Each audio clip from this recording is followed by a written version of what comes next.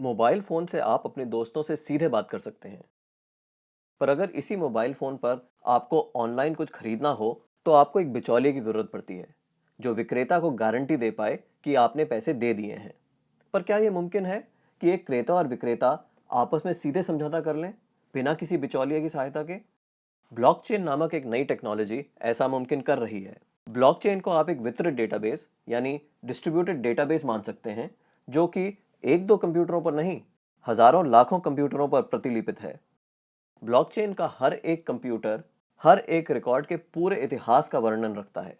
यह database encrypted है, यानी हर एक रिकॉर्ड गोपनीय तरीके से दर्ज किया गया है। ब्लॉकचेन फॉल्ट टॉलरेंट भी है, यानी अगर इस सिस्टम में कुछ कंप्यूटर खराब भी हो जाते हैं, तब भी यह सिस्टम ठीक तरह से काम करता रहता है। ब्लॉकचेन डेटाबेस एक सार्वजनिक बही खाता यानी पब्लिक लेजर है, जिसमें कोई भी नए समझौते या रिकॉर्ड को दर्ज करने के लिए कई सारे साझेदारों की स्वीकृति की जरूरत पड़ती है।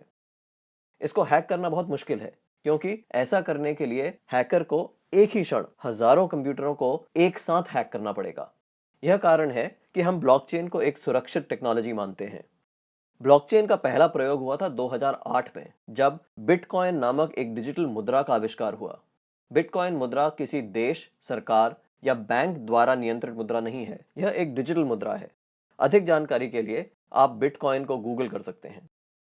केवल मुद्रा या पैसे से संबंधित प्रयोजन के लिए ही नहीं, ब्लॉकचेन का प्रयोग कहीं भी हो सकता है जहां पारंपरिक रूप से विश्वास, भरोसे या गारंटी के लिए एक बिचौलिए की जरूरत है।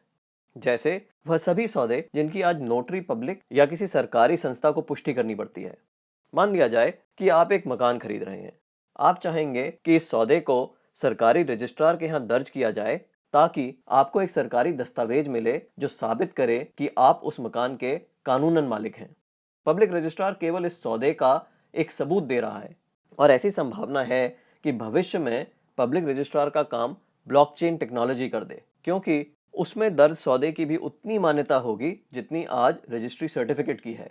सार्वजनिक होने की वजह से इसमें घपले की संभावना भी कम होगी। ब्लॉकचेन टेक्नोलॉजी के उपयोग के कई और संभावित उदाहरण हैं। जैसे किसी सरकारी योजना के अंतर्गत यदि एक गरीब आदमी को कुछ वेतन मिलना हो, तो ब्लॉकचेन टेक्नोलॉजी से उसको वह रकम सीधे उसके मोबाइल फोन पर दी जा सकती है। या अगर किसी प्राकृतिक आपदा से ग्रस्त लोगों को नुकसान भरपाई करनी हो, तो उनकी सहायता राशि सीधे उनके मोबाइल फोन पर दी जा सकती है। इससे भ्रष्टाचार भी कम होगा। शिक्षा में भी ब्लॉकचेन का इस्तेमाल हो सकता है। कागजी डिग्री के बदले छात्रों को ब्लॉकचेन आधारित डिग्री दी जा सकती है। इससे जाली डिग्री की समस्या का भी समाधान हो सकता है। ब्लॉकचेन उन टेक्नोलॉजी में एक है जो 21वीं सदी की अर्थव्यवस्था में बहुत बड़ा परिवर्तन लाने की क्षमता रखती हैं। आपको ब्लॉकचेन टेक्नोलॉजी में क्या नया हो रहा है, इस पर नजर जरूर रखनी चाहिए।